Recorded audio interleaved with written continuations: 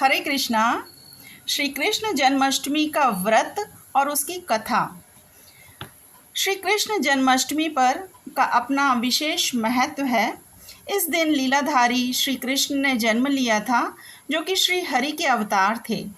भाद्रपद कृष्ण पक्ष की अष्टमी को रात के 12 बजे मथुरा के राजा कंस की जेल में वासुदेव जी की पत्नी देवी देवकी के गर्भ से 16 कलाओं से युक्त भगवान श्री कृष्ण का जन्म हुआ था और इस तिथि को रोहिणी नक्षत्र का विशेष महत्व है।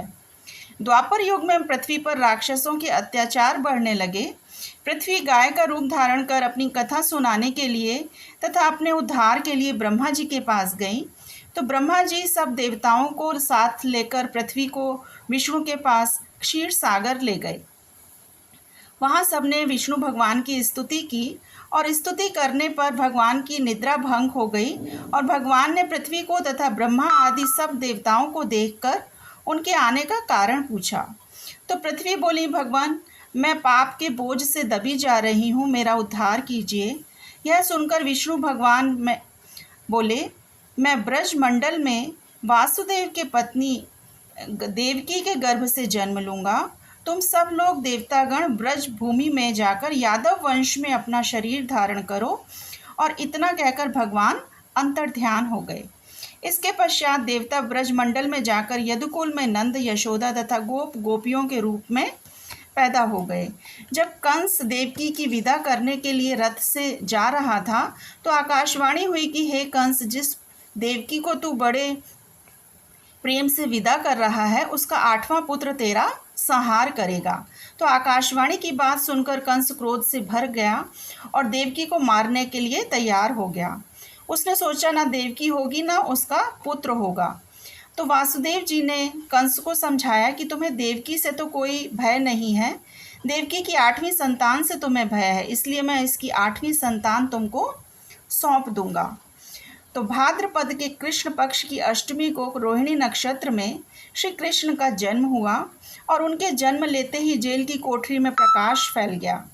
वासुदेव व देवकी के सामने शंख, चक्र एवं गदा पद्मधारी चतुर्भुज भगवान ने अपना रूप प्रकट कर कहा कि अब मैं बालक का रूप धारण करता हूँ, तो मुझे तत्काल गोकुल में नंद के यहाँ पहुँचा दो और उनकी अभी अभी जन्मी कन्या को लाकर कंस को सौंप दो।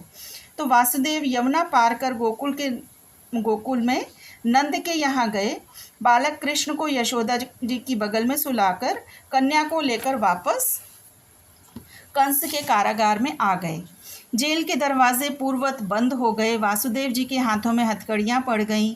पहरेदार जाग गए। कन्या के रोने पर कंस को जब खबर मिली तो जब कंस आया तो कंस ने कारागार में आकर कन्या को लेकर पत्थर पर पटक कर मारना चाहा, परंतु वह कंस के हाथ से छूटकर आकाश में उड़ गई और देवी का रूप धारण कर बोली कि हे कंस, मुझे मारने से क्या लाभ, तेरा शत्रु तो गोकुल में पहुंच चुका है।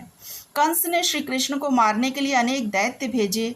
श्री कृष्ण ने अपनी अलौकिक माया से सारे दैत्यों को मार डाला और बड़े होने पर कंस को मारकर उग्रसेन को राजगद्दी पर बैठाया। तो जन्माष्टमी का व्रत हम सनातन धर्मियों को अवश्य करना चाहिए। भविष्योत्तर पुराण में कहा गया है कि एक जन्माष्टमी व्रत रखने से मनुष्य के 100 जन्मों के पाप नष्ट हो जाते हैं। पुराण में भगवान स्वयं कहते हैं कि हे युधिष्ठिर, जो यह व्रत करता है वो 20 करोड़ एकादशियों का फल प्राप्त कर लेता है। यही बात अन्य शास्त्रों में भी ब्रह्मा जी कहते हैं और वायु पुराण में भी कहा गया है कि जो मनुष्य जन्माष्टमी का व्रत रखता है उसकी 21 पीढ़ियां तर जाती हैं। व्रत के दिन अन्न का त्याग करें, भगवान का पंचामृत से स्नान करावें और बहुत उत्सव मनाएं और खूब आनंद करें। हरे कृष्णा। नंद घर आनंद भयो, जय कन्हैया लाल की।